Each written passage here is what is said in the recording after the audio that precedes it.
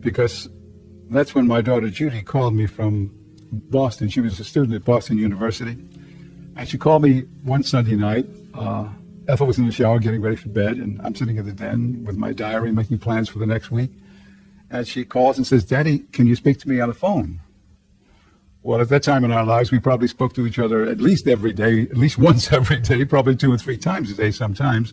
And certainly I can speak upon the phone. But, you know, sometimes when you get a telephone call and you don't know what's happening, the hair on your neck begins to go up. Well, that's what happened in this telephone call. I knew that something was wrong. I said, "What's wrong, Judy?" She said, "Is Mom there?" And I said, "No, Mom's taking a shower." "What is it, dear?"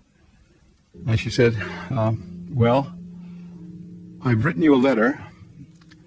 It's taken me 2 weeks to write. It's the hardest thing I've ever done in my life. I was going to mail it to you, but I'm afraid to mail it to you because I don't want to hurt you. So would it be okay if I read it to you?" And you can only imagine what I was going through. I knew something was wrong. I said, "Wait a minute, sweetheart, let me get a pad and pencil." And I did. I said, "Okay, what is it?" And at that point, she began to share with me some events that had taken place in her life over the prior 9 months, which led her to the decision that Jesus is our Messiah. And I've got to tell you that when she said that, it was like a knife being placed right into my heart. I kept saying, "Judy, this is impossible. This is impossible. You're Jewish. You can't believe in Jesus. It's impossible. You can't be Jewish and believe in Jesus. You can't be a Jew and a Christian at the same time. You can't go north and south at the same time. What's wrong with you? Don't you understand? This is impossible." We didn't know what to do. The next morning, Monday morning, I called a rabbi, a friend of mine, and I asked him if he had a few minutes to talk on the phone. I probably kept him on the phone for half an hour, rattling out the story of what Judy had told me. And he kept saying, "Stan, take it easy. It could be worse." I said, "How, Rabbi? If it was your daughter, it would be worse?" You know, what's going on here? He said, "Look, she's a good Jewish kid. You've raised her properly. You've raised her in a home of love. She'll come back. Somebody's got to her. They brainwashed her. You just stay there. You stay steadfast, and she'll come home." I said, "Okay, Rabbi, from your lips to God's ears." And we left it at that. And I can't remember too much about the next couple of weeks. But then it was time for Judy to come home. It was about we lived in Bethesda, Maryland at the time, and it was about a half-hour ride from where we lived down to National Airport. And I remember inviting Ethel, my wife, to come, and inviting Ann, my younger daughter, to come with me to the airport. Neither one of them wanted to come to the airport with me. They were too chicken. They wanted Daddy to do it. So off I went to the airport. And it was a very difficult time of greeting. We didn't know what to say to one another. I took her luggage and put it in the trunk of the car, and we get into the car, and for 40 minutes, I'm listening to the sound of the BMW engine, you know. I don't know what to do. We get home, I take her suitcase into her room, and I go into the den. My younger daughter Ann comes into the den. My wife Ethel comes into the den. And finally Judy comes into the den. And then I said, brilliantly, I said, "All right, Judy, tell us about this craziness that you're into." And then she begins to share with us this tremendous story of what had happened, which caused her to come to the conclusion that Jesus really is our Messiah. But I've got to tell you, I really wasn't listening to what she was saying. I couldn't pay any attention to what she was saying because my whole worldview is at risk here. How can you?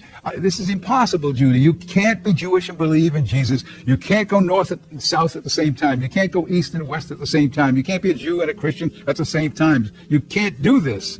And then Judy, at the age of 21, said to me, "Daddy, that's not true." I said, "I beg your pardon?" She says, "Daddy, that's not true. There always have been Jewish believers." I said, "Judy, what do you know about anything? What anti-Semitism have you experienced in your lifetime? Who's called you a Christ killer in your lifetime? What persecution have you experienced? How can you tell me that there are Jewish people who believe in Jesus?" She says, "Well, Daddy, there are." And I said, "Nonsense." I couldn't believe it. I wouldn't touch that with a 10-foot pole. Well, it kept getting worse. For the rest of the 10 days, it just got, no matter what I said, I could not get through to her. No matter what she said, she couldn't get through to me. And then it was time for her to go back to school. And she challenged me. She said, "Dad, would you do me a favor?" And I said, "Well, it all depends on what it is." She said, "Would you read the Bible for yourself?"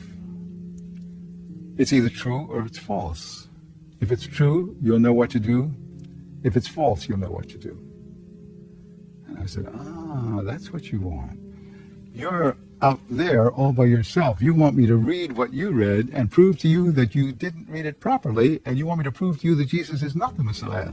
Okay, kid, that's what I'm going to do. So Sunday afternoon, she takes off to go to Boston University, and Monday night, I come down, I sit down in my den after dinner, I light up a cigarette, pull out, I don't know where these Bibles came from, but I had the prophecy edition of the New Testament. I had several Bibles were on my stand, and I picked up the Bible, the little prophecy edition of the Bible, and I began for the first time to read the Gospel of Matthew. I had never read the Bible in my whole life. Certainly I never touched the New Testament. Oh, well, that's not true. Once in a hotel room it fell to the floor and I picked it up. That's the only time I'd ever touched it. But I had never read our Bible. We Jews don't read our Bible, we read our prayer book. My grandfather knew the Talmud, but today Jewish people don't even study the Talmud. We know our prayer book. We don't know our scriptures. Don't know anything about the Bible. Most of us, I would say the vast majority of the Jewish people around the world don't know anything about the scriptures, have never read. As orthodox as my grandfather Isaac Baskin was, I doubt if he had ever read the Hebrew scriptures from beginning to end.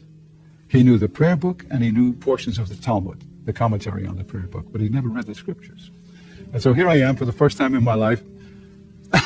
I'm going to pick up this book, and I'm prepared for a book of hatred.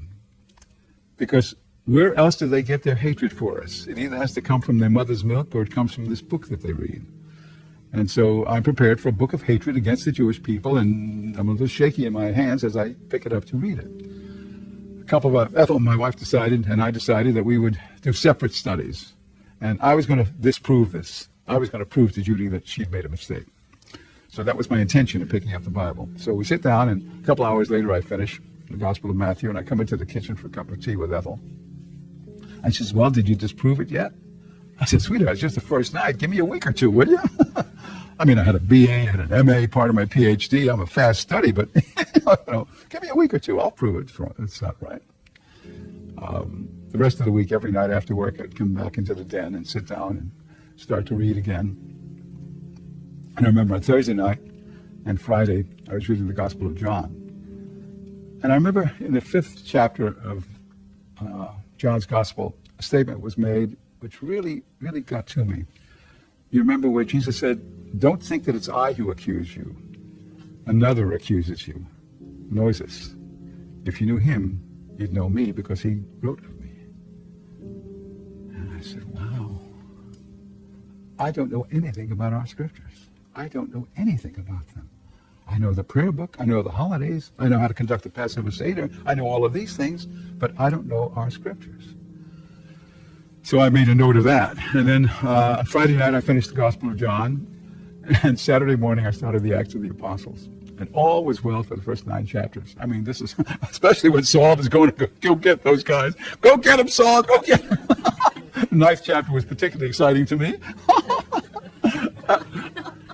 And then we got to the 10th chapter of the book of Acts. And that's when the trouble hit. Because as you remember, this is the story of Peter on a rooftop. And Peter has a vision of a sheet being lowered. And on the sheet are non-kosher animals, unclean animals. And he hears a voice from heaven saying, kill and eat. And he's saying, wait a minute, I can't kill and eat. These are not clean animals. They're unkosher. I have not ever eaten anything that wasn't clean, that wasn't kosher. And he hears a voice from heaven say, don't you call unclean that which I have cleansed. Now, he probably understood that as well as I would have understood that if I'd had the vision. But 3 times he has the same vision, and 3 times he hasn't the faintest idea, I'm sure, of what was being said. Then he has another vision, and in this vision, somebody's supposed to come to him to get him to go somewhere, and he's supposed to go with this messenger. I'm sure you remember. And sure enough, knock, knock, knock. Hey, Pete, y'all come. And this is a paraphrase, of course. And so Pete goes and with this messenger and winds up at the home of Cornelius, the Roman centurion, a Gentile. Pete doesn't want to go into Cornelius' house. He doesn't want to have anything to do with this guy. He doesn't want to touch him, because he could be unclean, and he would make Peter unclean. And no way did he want to go anywhere near Cornelius. But Cornelius then says to Peter, well, I too have had a vision. And in my vision, you are going to come and tell us about God.